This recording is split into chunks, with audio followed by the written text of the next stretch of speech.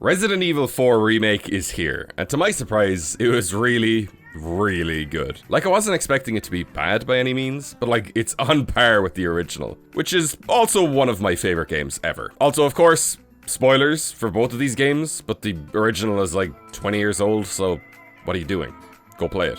It's literally on everything. Now, there was one big change in the remake that seemed to annoy some people, that being the removal of U3. A challenging boss for sure, but really random in terms of the story beats and also its visual design. I mean, I guess it breaks up the Krauser knife fight from the Krauser boss fight, but it doesn't really look like anything else in the game. It's kind of just a weird slug centaur kind of guy. It looks like it almost belongs to an earlier Resident Evil game. In the remake, there's a note that states that the Verdugo are now known as U3, and given the second one doesn't end up fusing with Salazar this time, there's speculation that in the inevitable Separate Ways DLC, Ada will fight the second Verdugo, who may mutate into the traditional U3 that everyone knows and loves. Anyway, upon even my first ever playthrough of Resi 4, this whole section was something that I thought could have been done a lot better and creepier. Changes made to certain enemies in the remake have just reinforced my opinions on it. Right after the Krauser knife fight, you get a call from Sadler who says, "Enjoy the reunion with your old friend? Wouldn't want my special guests on the island feeling unattended." He then gets an idea. "Since you're here, why don't I introduce you to it?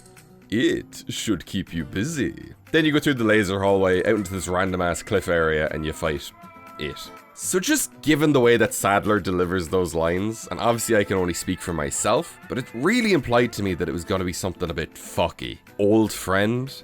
I understand that that's referencing Krauser, but looking in as the player, we don't really have that history with him that Leon does. So I'm thinking like a throwback to an earlier character, maybe like Mendez's corpse, but repurposed as a regenerator style enemy. Or, what I thought of at the time and haven't been able to shake all these years later, the body of Luis Serra reanimated specifically to fuck with Leon. Think about it, U3 already has a human upper body, Luis's body is basically just left in the castle right after getting impaled by Sadler's cock, the regenerators exist and are basically immortal. It really wouldn't be that implausible at all for someone to collect his body after you leave it there and mutate it into something disgusting. In the remake, the Novistadors, those bug enemies, are now known as U2.